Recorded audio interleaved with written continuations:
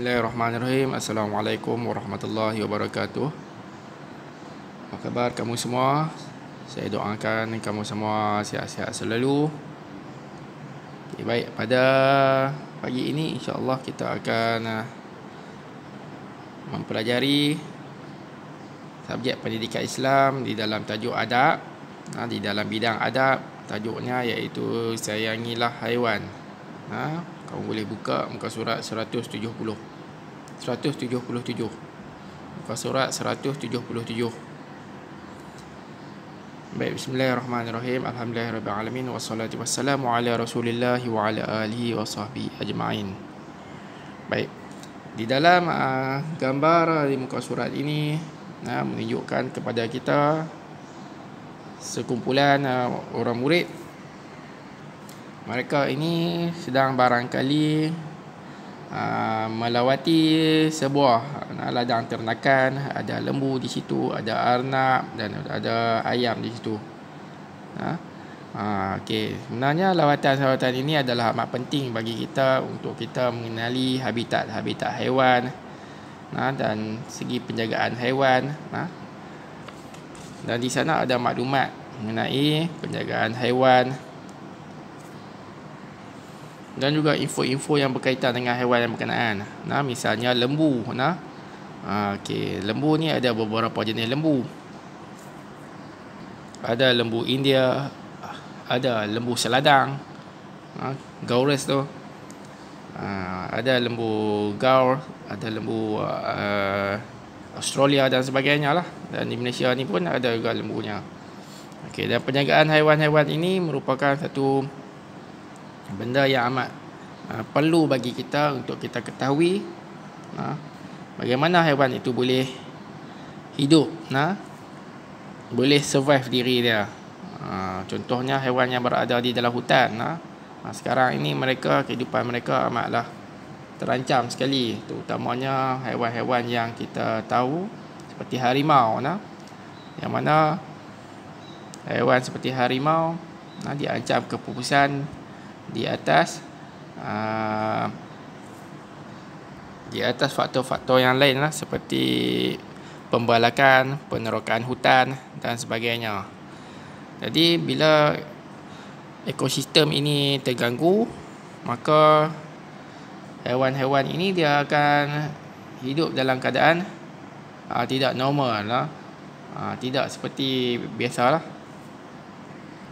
Jadi info-info mengenai haiwan ini perlulah kita ambil tahu dan perlulah kita ambil berat. Kita perlulah sayangi haiwan-haiwan yang ada di muka bumi ini. Sama ada haiwan-haiwan liar seperti harimau, singa, gajah, apa lagi, monyet dan sebagainya. Mereka ini akan melestarikan alam kita ini. Dengan adanya haiwan-haiwan ini, ekosistem di dalam alam kita ini akan terpelihara, dan manusia dan haiwan akan hidup dalam keadaan aman dan damai lah. Jika tidak ada haiwan-haiwan tersebut, mungkin menyebabkan ekosistem di dalam kehidupan manusia ini terganggu. Dan semua haiwan yang ada di muka bumi ini, mereka memerlukan sistem rantaian makanan. Contohnya burung helang dia akan makan makan ular. Jadi kalau ular tidak ada, tikus akan banyak, ular akan makan tikus. Bila tikus ada banyak, manusia pula tak boleh makan padi. Contohnya macam tu. Sebab tikus akan makan padi. Jadi contohnya macam tu lah. Jadi perlunya haiwan-haiwan ini untuk mengimbangi alam kita ini. Jadi kita berbalik kepada gambar rajah di sini. Sekumpulan murid-murid sedang melakukan lawatan mungkin di pusat mungkin di zoo dan sebagainya lah. Okey, jadi kita tengok di sini. Kita baca info di bawah ini. Rasulullah sallallahu alaihi wasallam menunjukkan sifat ihsan terhadap haiwan. Sifat ini dinyatakan dalam sebuah hadis Nabi Muhammad sallallahu alaihi wasallam. Innallaha katabal ihsana ala kulli syai'in. Fa idza qataltum fa ahsinul qitlah. Wa idza dhabhtum fa ahsinuz dzibhah. Wal yuhidda ahadukum syafratah wal yukhrih dhabihatahu. Maksudnya sesungguhnya Allah telah menetapkan ihsan atas setiap benda. Maka apabila kamu membunuh, bunuhlah dengan baik, dan apabila kamu menyembelih, sembelihlah dengan baik. Tajamkanlah alat sembelihan dan tenangkanlah haiwan sembelihan. Jadi di sini Islam mengajar di dalam hadis ini, hadis riwayat Muslim. Islam telah mengajar kepada kita agar berbuat baik kepada haiwan. Jika kita hendak menyembelih haiwan itu, hendaklah kita pastikan kita buat dengan baik.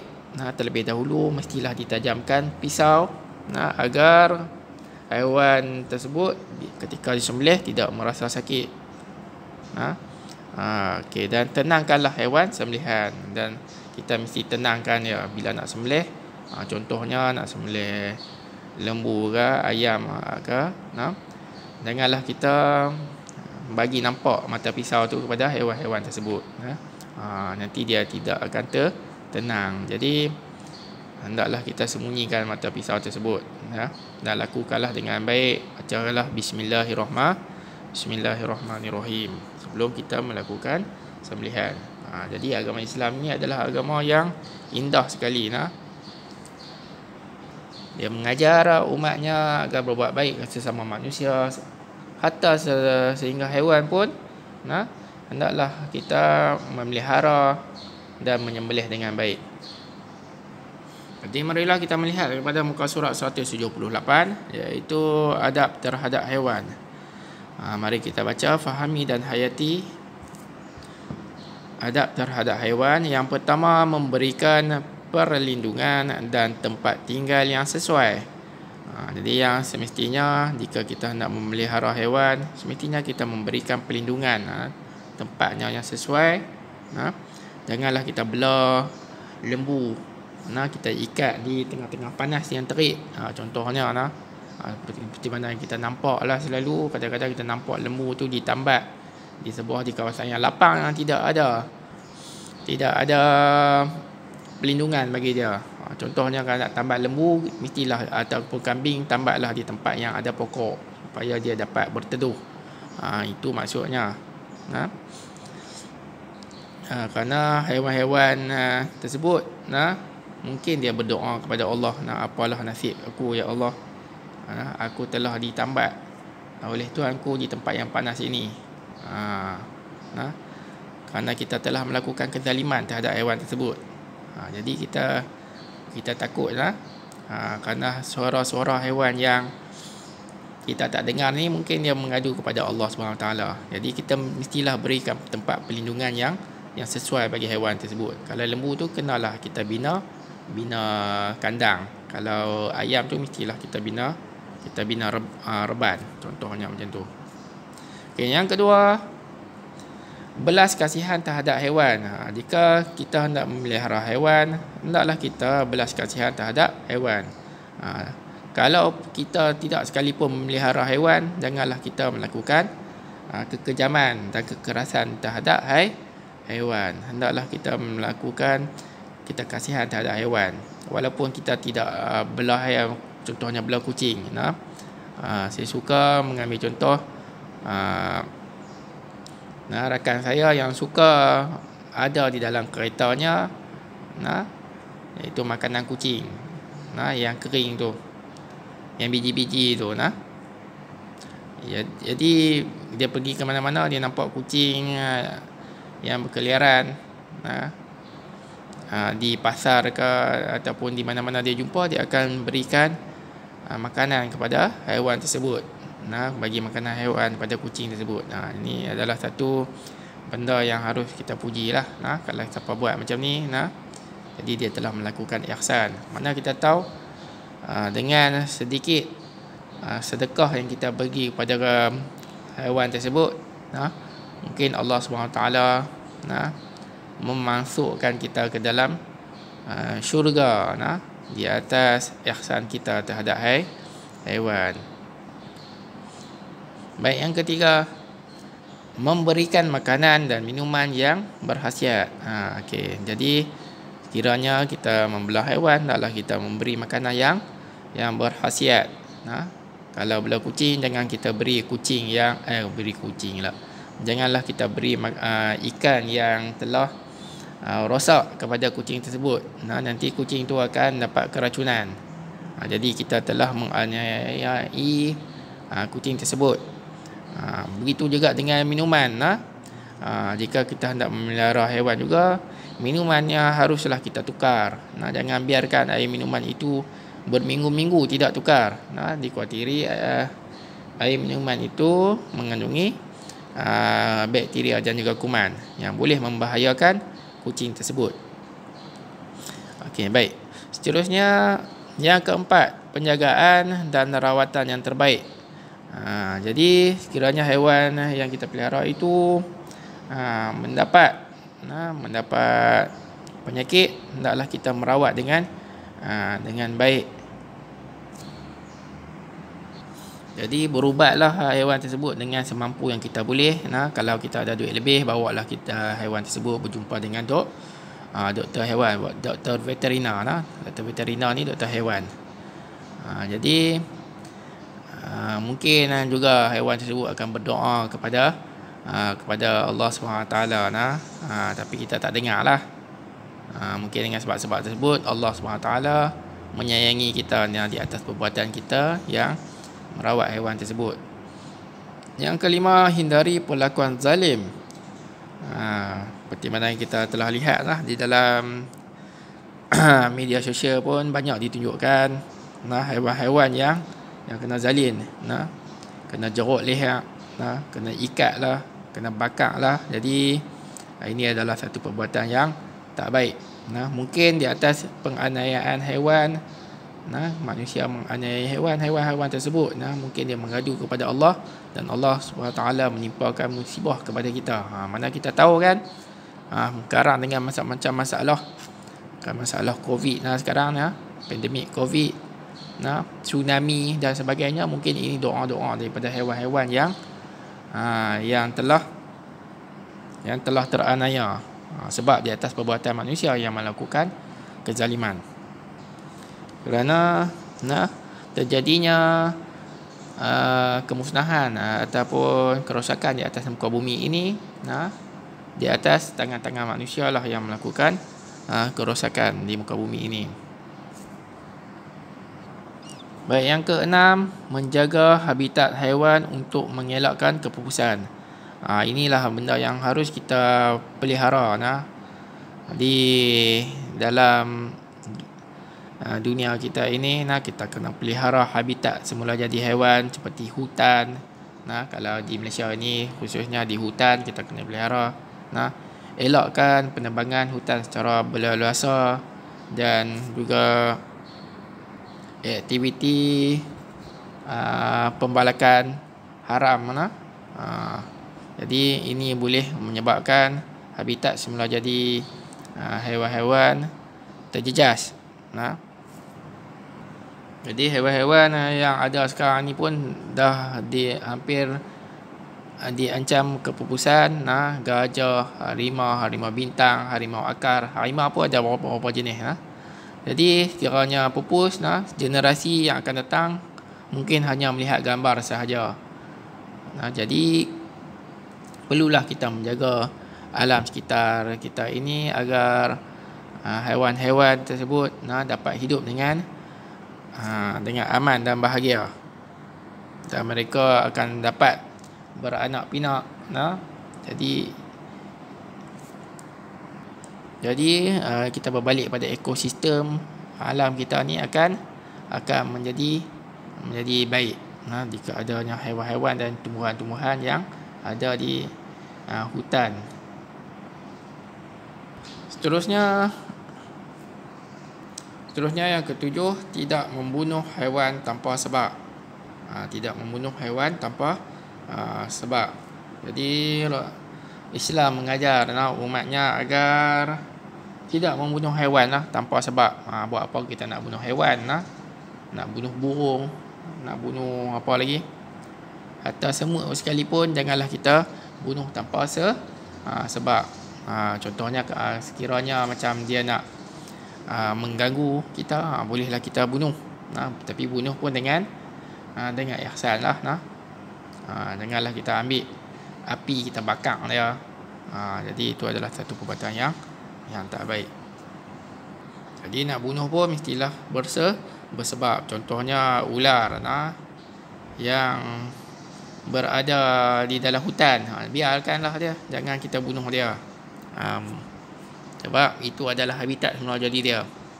Kiranya ular tersebut masuk ke dalam rumah, bolehlah kita halau dia dahulu.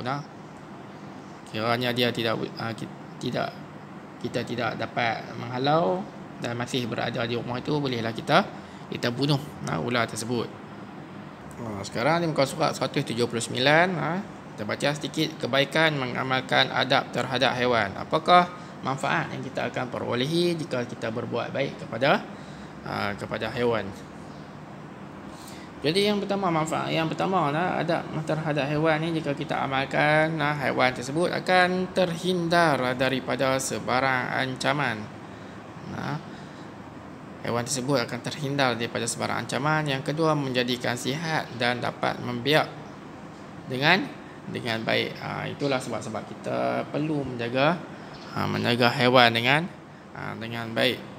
Dan manusia, apa manfaat yang akan manusia dapat? Manusia akan mendapat sumber makanan yang mencukupi. Semestinya lah, jika kita jaga haiwan dengan baik, haiwan tersebut akan dapat membiak dengan baik, dan manusia juga akan mendapat manfaat tersebut. Sumber makanan manusia akan sentiasa mencukupi.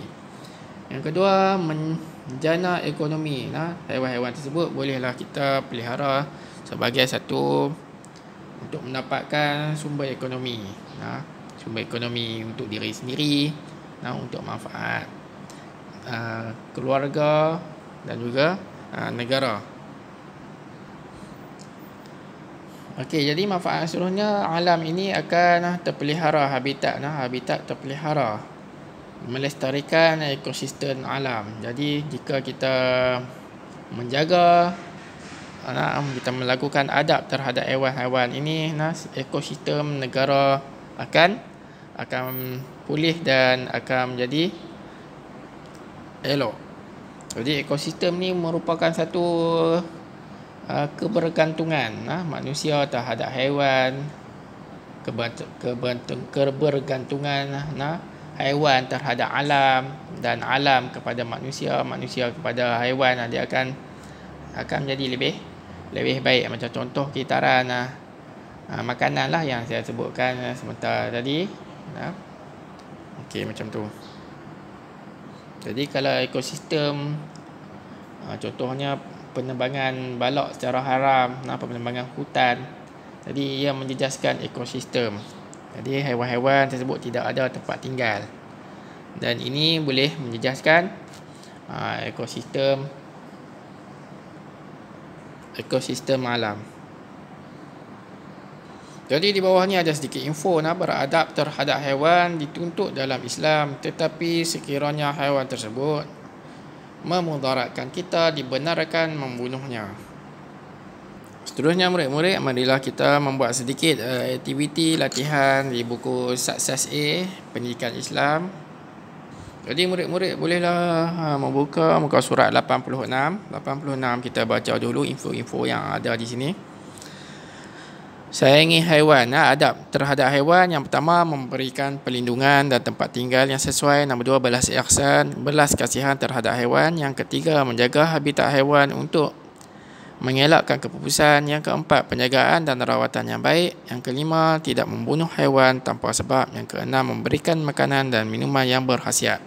Semua info yang ada di sini telah kita bacakan di dalam buku teks sebelum ini. Seterusnya, marilah kita membuat sedikit latihan di muka surat 87. Adab terhadap haiwan. Yang pertama, Memberikan dan tempat tinggal yang sesuai. Memberikan apa? Memberikan perlindungan. Okey, tulis para per lam ya nun lin dal wadu nganun ngan perlindungan nombor 1. Yang kedua, belas kasihan haiwan. Belas kasihan apa? Nombor 2, terhadap. Tara ter ha alif ha dal pada terhadap. Okey, tahu kan tulis? Tara ter ha alif ha dal pada terhadap. Jadi para per lam ya nun lin dal wadu nganun ngan perlindungan. Yang ketiga, memberikan makanan dan minuman yang apa? Yang berkhasiat. Ha alif ha sad ya ta siat. Berkhasiat. Seterusnya, nombor 4, penjagaan dan apa? Yang baik. Okey, penjagaan dan rawatan. Ra alif ra wa ta nun tan. Rawatan yang baik. Nombor 5, perlakuan zalim. Nombor 5, hindari. Ha ya nun hin dal da ra ya ri.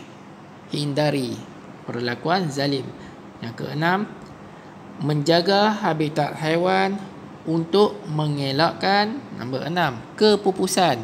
Nombor 6, kepupusan. Kaf ke pawapu pa ada 3 titik, pawapu sin nun san, kepupusan. Yang ketujuh, tidak membunuh haiwan. Tidak membunuh haiwan tanpa ta nun tan pa alif pa tan tanpa sebab. Okey, jadi kita dah selesai dah latihan yang ini. Seterusnya kita buka muka surat sebelah. Arahan yang berbunyi, kelaskan kebaikan mengamalkan adab terhadap haiwan dan perlakuan yang dilarang terhadap haiwan. Yang pertama, kebaikan mengamalkan adab haiwan. Yang pertama, okey, cuba kita baca. Melestarikan ekosistem alam. Ini adalah kebaikan. Kebaikan dia. Yang pertama kamu letakkan di sini. Yang pertama ni kamu letakkan di sini. Seterusnya, menyeksa haiwan. Kita nak masukkan di dalam mana? Kebaikan ke atau perbuatan perlakuan yang dilarang? Okay, kita masukkan perbuatan yang dilarang. Kita masukkan di sini. Yang ketiga, habitat terpelihara. Habitat terpelihara. Habitat terpelihara ni kita tinggal dulu. Tak apa, macam kita confuse, kita tinggal dulu. Ini satu teknik kalau kita nak buat lah. Kalau kita tak confuse, kita tinggal dulu. Kita buat yang mana kita tahu dulu. Menjadi sihat dan dapat membiak dengan baik. Okey, ini adalah termasuk dalam haiwan. Haiwan. Okey, masuk ni. Kebaikannya bila kita mengamalkan, haiwan itu akan menjadi sihat dan dapat membiak dengan baik. Membunuh haiwan dengan sengaja. Ni kita dah tahu dah, ni perlakuan yang dilarang. Kita masukkan di bawah ni, nombor 2. Okey, mendapat sumber makanan yang mencukupi. Okey, jadi manusia lah. Mendapat sumber makanan yang mencukupi. Kebaikannya bila kita pelihara haiwan dengan baik, sumber makanan manusia tidak akan terjejas. Menjanakan ekonomi. Ini manfaat yang kita akan dapat. Manusia akan dapat manfaat. Okey, masukkan dalam kotak manusia. Seterusnya, memusnahkan habitat haiwan. Ini adalah perbuatan yang dilarang. Okey, jadi yang kita confuse ni, habitat terpelihara ni kita masukkan di dalam kotak alam. Faedah alam ya kita akan dapat nanti kalau kita mengamalkan adab terhadap haiwan ni, habitat alam akan terpelihara. Jadi terhindar daripada sebarang ancaman ni, kita masuk dalam kotak haiwan. Okey, dah siap lah. Jadi untuk latihan ini, hanya ini saja latihan yang perlu kamu siapkan pada hari ini. Jadi yang ni jangan kamu tarik-tarik macam ni lah. Jadi saya minta kamu tulis semula lah. Jangan buat tarik-tarik letak anak panah. Ni saya nak bagi contoh kepada kamu. Jadi saya harap kamu buat latihan dengan baik. Dan siapa yang telah siap latihan ini, muka surat 87 dan muka surat 88, bolehlah kamu mengambil gambar, kamu snap gambar tu dan hantar dalam grup WhatsApp untuk saya semak. Sekian dahulu kelas kita untuk pagi ini. InsyaAllah kita akan teruskan kelas-kelas kita pada hari yang akan datang. Sekian, wabillahi taufiq. Assalamualaikum warahmatullahi wabarakatuh. Selamat belajar semua.